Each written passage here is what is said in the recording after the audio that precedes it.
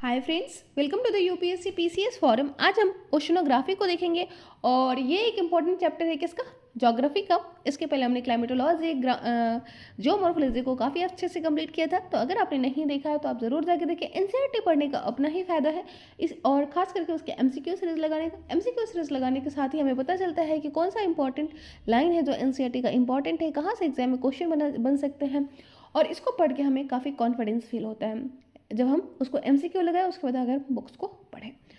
इसके साथ ही मैं आपको बोलूँगी कि अगर आपने हमारा Telegram channel UPSC PCS forum को ज्वाइन नहीं किया है तो आप उसको भी ज्वाइन कर सकते हैं। वहाँ पर आपको द हिंदू और इंडियन एक्सप्रेस के जो इंपॉर्टेंट न्यूज़ आर्टिकल्स होते हैं वो शेयर करते हैं। तो यहाँ पर सबसे पहले हम देखेंगे distribution of water on the earth से रिगार्डिंग क्वेश्चन को। और इसमें पहला क्वेश्चन जो है वो है which of the following statement is correct regarding the water present on the earth. तो ऑप्शन पहला है यहाँ पे, only 80% of earth water is found in the ocean, only 1% of water on the earth is fresh water, 2% of total water on the earth is stored in the ice caps, most of the fresh water on earth is stored in the ocean. तो अगर पहला statement देखिए हम, तो पहला statement हमारा wrong हो जाता है क्योंकि 97.2% जो वाटर है हमारे अर्थ का वो प्रेजेंट है कहाँ पर, वो प्रेजेंट है ओशंस और सीज में। तो पहला गलत है। Only 1% of earth water is fresh water नहीं, अराउंड 2.7% जो वाटर है वो फ्रेश वाटर है। तो सेकेंड स्टेटमेंट हमारा राइट है। 2% जो टोटल वाटर है अर्थ सरफेस का वो स्टोर्ड है आइस कैप्स के रूप में, और ये स्टेटमेंट बिल्कुल करेक्ट है।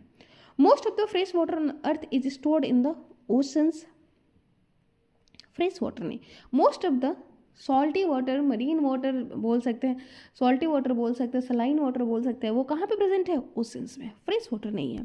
तो एग्जाम में ना क्वेश्चन को बहुत ध्यान से पढ़ना है कि हम ऐसे मोस्ट ऑफ द वाटर पढ़ ले या मोस्ट ऑफ, अगर यहाँ पे फ्रेश वाटर नहीं, अगर हम जल्दी में पढ़ेंगे तो हमें समझ नहीं आएगा कि फ्रेश वाटर पूछ रहा है कि सलाइन वाटर पूछ रहा है या सिंपल वाटर पूछ रहा है। तो ये सब आपको बहुत अच्छे से ध्यान में रखना है और हमारा आंसर हो जाएगा ऑप्शन नंबर सी हो जाएगा, क्योंकि 2% जो वाटर है वो आइस और ग्लेशियर्स के रूप में प्रेजेंट है और ये वाटर साइकिल्स का पार्ट है। और आइस कैप जो है वो ग्लेशियर लार्ज पेरेनियल एक्यूमुलेशन है क्रिस्टलाइन आइस का, स्नो का, सेडिमेंट्स का, वाटर का, जो ओरिजिनेट होता है लैंड और मूव्स करता है स्लोप पे under the influence of weight and gravity.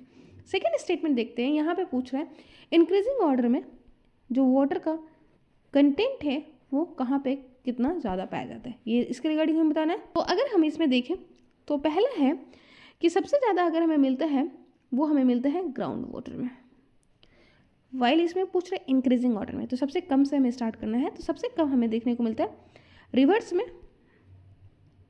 उसके बाद हमें देखने को मिलता है एटमॉस्फेयर में, उसके बाद फ्रेश वाटर में और उसके बाद ग्राउंड वाटर में। ऑप्शन नंबर सी हो जाएगा राइट आंसर हमारा। एक बार एक्सप्लेनेशन भी देख लेते हैं। तो 3/4 जो अर्थ का वाटर है वो कवर है किससे, मतलब 3/4 जो है अर्थ वो कवर है किससे, वाटर से।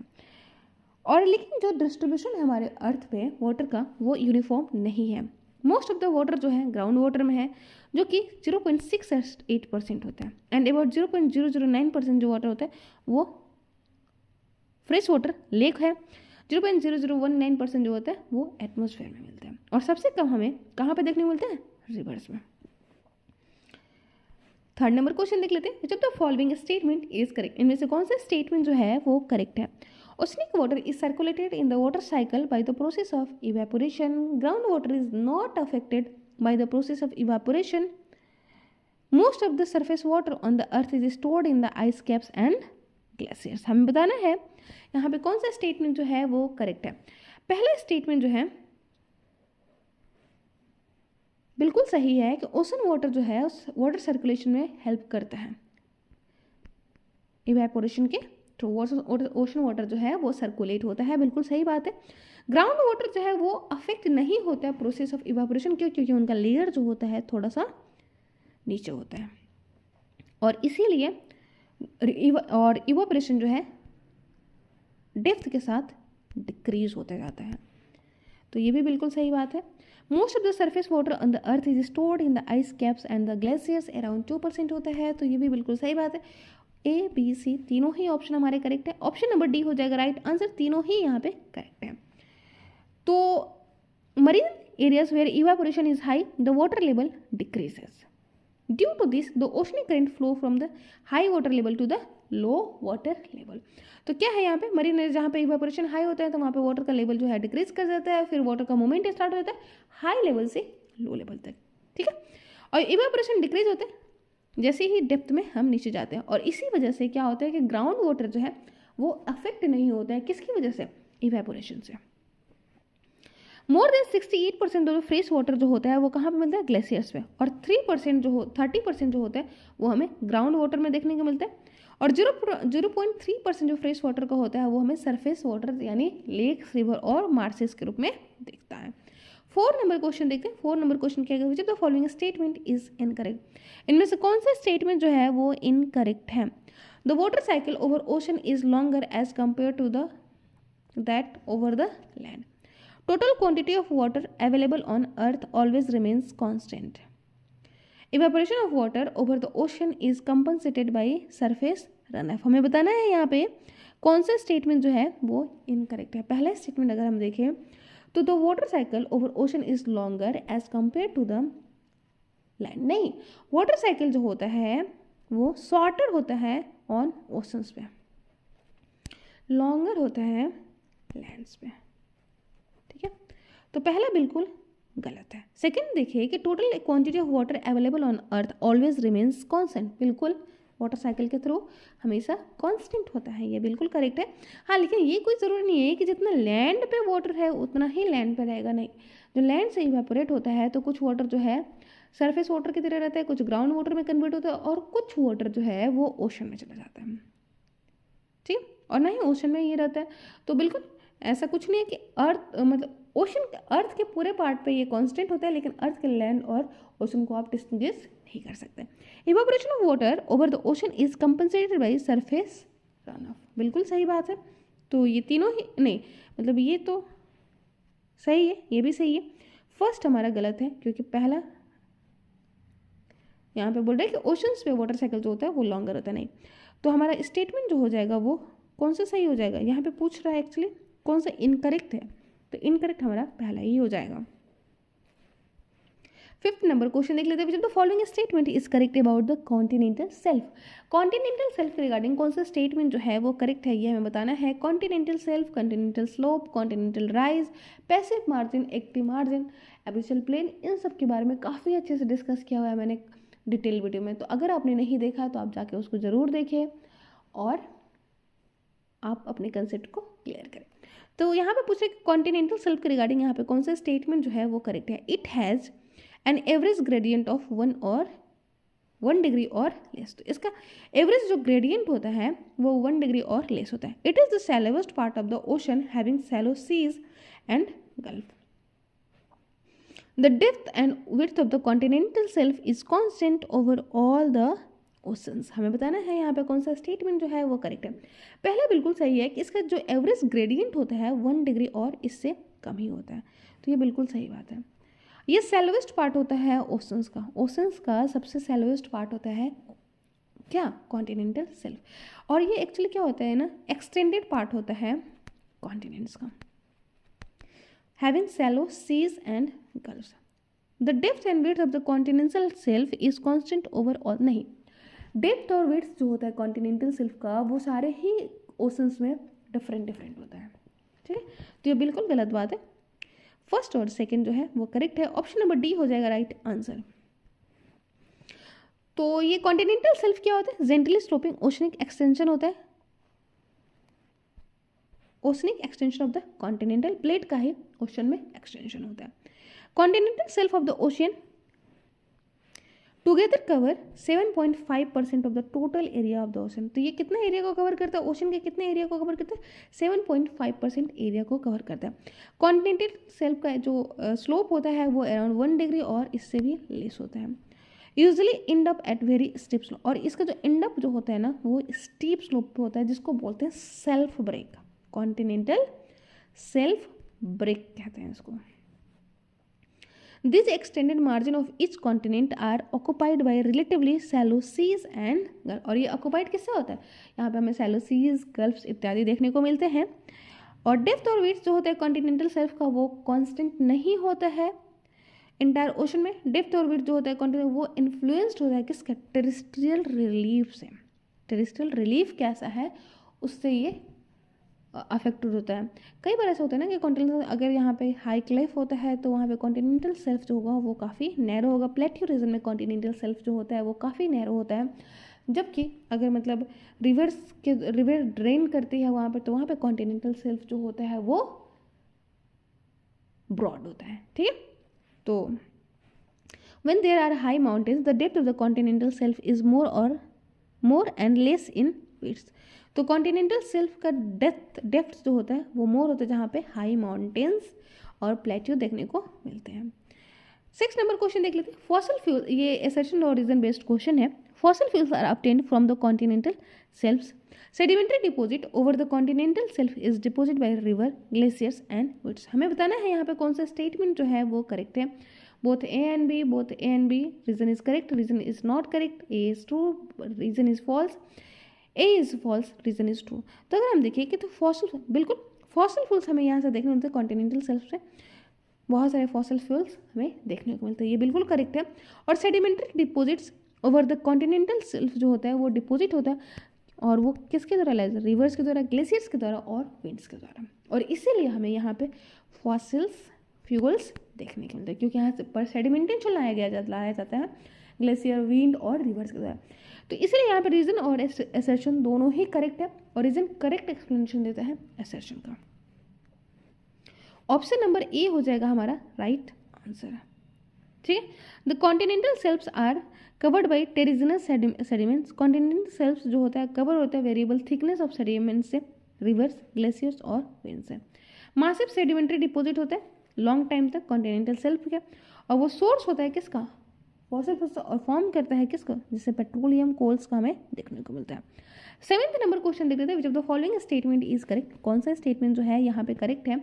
Continental slope are steeper than continental shelves. Canyons are trenches that can be observed in the continental slope. Deep sea plains have low gradients than the continental slope। हमें बताना है यहाँ पे कौन सा स्टेटमेंट जो है वो करेक्ट है। बिल्कुल कॉन्टिनेंटल सेल्फ के बाद कॉन्टिनेंटल स्लोप आता है और कॉन्टिनेंटल स्लोप जो होता है वो स्टिपर होता है। हमने देखा था कि ग्रेडियंट जो होता है कॉन्टिनेंटल सेल्फ वो 1 डिग्री और लेस होता है। ठीक है, जबकि कॉन्टिनेंटल स्लोप का जो ग्रेडियंट्स होता है वो सेल्फ से ज़्यादा होता है। बिल्कुल करेक्ट है। Canyon are trenches that can be observed in the slopes. बिल्कुल, कैनियंस जो होते हैं वो एक टाइप के ट्रेंच ही होते हैं जो हमें कहाँ पे देखने को मिलते हैं, कॉन्टिनेंटल स्लोप पे।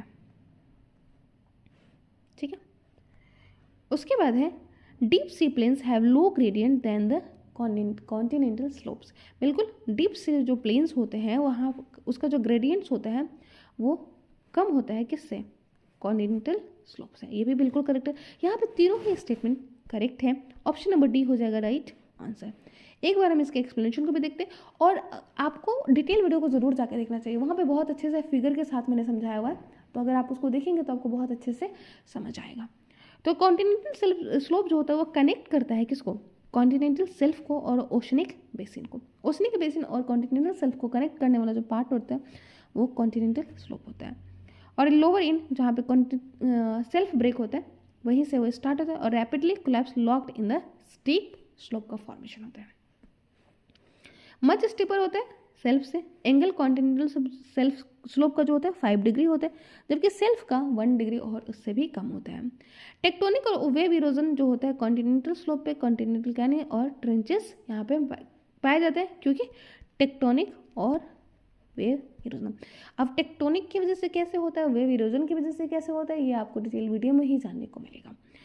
डीप सी प्लेन्स जो होता है वो स्लोप ओशन बेसिन होता है और उसका जो स्लोप होता है वो कॉन्टिनेंटल स्लोप से कम होता है और ये फ्लैटेस्ट और स्मूथेस्ट पार्ट होता है किसका, वर्ल्ड का। 8 नंबर क्वेश्चन देख लेते हैं और 8 नंबर क्वेश्चन कहता है with reference to the oceanic relief consider the following statement. Oceanic trench are located at the base of the continental slope. Deep earthquake and volcanoes occur in the oceanic trenches. Largest number of trenches are found in the Atlantic Ocean। हमें बताना है यहाँ पे कौन सा statement जो है वो करेक्ट है। पहला स्टेटमेंट जो है वो बिल्कुल करेक्ट है कि ओशनिक ट्रेंचेज, अभी हमने जस्ट देखा भी कि ट्रेंचेस हमें कहाँ पे देखने को मिलते हैं, वो हमें कॉन्टिनेंटल स्लोप में देखने को मिलते हैं। ठीक है, जिसके पीछे का रीज़न क्या होता है, टेक्टोनिक और वेव इरोजन होता है। सेकेंड स्टेटमेंट अगर देखें कि डीप अर्थक्वेक और वोल्केनोज जो होते हैं वो अकर होते हैं कहाँ पे,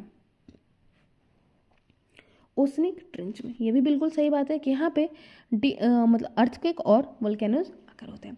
largest number of trenches are found in the Atlantic ocean, नहीं ये गलत है। इसीलिए हमारा आंसर जो हो जाएगा ऑप्शन नंबर सी हो जाएगा कि लार्जेस्ट जो होता है वो आपको अटलांटिक में नहीं देखने को मिलेगा। मैंने बताया है कि Atlantic ocean, Pacific ocean, Indian ocean में, पैसिफिक ओशन में क्यों ट्रेंचेस सबसे ज़्यादा मिलते हैं, इसका रीज़न मैंने डिटेल वीडियो में बताया हुआ है, तो आप जाके देखिए। तो यहाँ पे है oceanic trenches are the deepest part of the ocean, relatively steep sided पे होता है, नैरो बेसिन का होता है ये, और ये base of the continental slope पे अगर होता है आइलैंड आर्क के अलोंग।